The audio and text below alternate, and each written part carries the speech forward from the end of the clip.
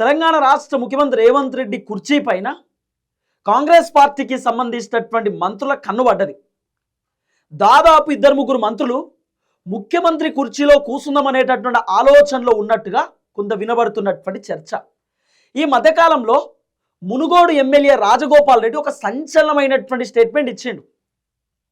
ఒకవేళ నాకు మంత్రి పదవి ఇవ్వకపోతే నేను సీఎం అవుతా, రేవంత్ రెడ్డి నేనే రాజు నేనే మంత్రి అంటున్నాడు, నేను మళ్ళీ అధికారంలోకి వస్తే కాంగ్రెస్ నేనే ముఖ్యమంత్రి అంటున్నాడు, ఆయన ముఖ్యమంత్రి ఎట్లయితాడు, అధిష్టానం కదా ముఖ్యమంత్రిని ఫైనల్ చేయాల్సింది, రేవంత్ రెడ్డి నేనే సీఎం అని చెప్పడానికి గల కారణం ఏంది?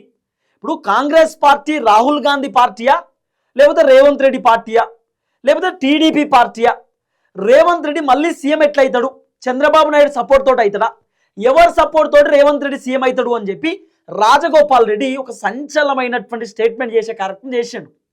రేవంత్ రెడ్డి ముఖ్యమంత్రి కుర్చీ పైన ఇద్దరు ముగ్గురు మంత్రుల కన్నుబడ్డది అనేది రకరకాలుగా సోషల్ మీడియాలో వినబడుతున్నటువంటి చర్చ. ఈ అంశం పైన చాలామంది రాజకీయ విశ్లేషకులు, సీనియర్ జర్నలిస్టులు రకరకాలుగా మాట్లాడేటటువంటి కార్యక్రమం చేస్తున్నారు.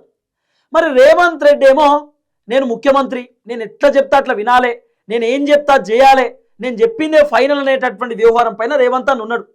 ఎంతమంది కాంగ్రెస్ పార్టీకి సంబంధించిన సీనియర్ లీడర్లు రేవంత్ రెడ్డికి సలహాలు ఇచ్చినా సూచనలు ఇచ్చినా రేవంత్ అన్న వింటలేడు. ఆఖరికి Congress party in-charge Meenakshi Natarajan madam Revanth రెడ్డికి ఇట్లా వేస్తే బాగుంటుంది, అట్లా వేస్తే బాగుంటుంది, పరిపాలన ఇట్లుండాలి, ఇగో ఈ విధంగా పబ్లిక్లో పోతే బాగుంటుంది అని చెప్పి మీనాక్షి నటరాజన్ చెప్పినా కూడా రేవంత్ రెడ్డి పట్టించుకునేటటువంటి పరిస్థితి లేదు.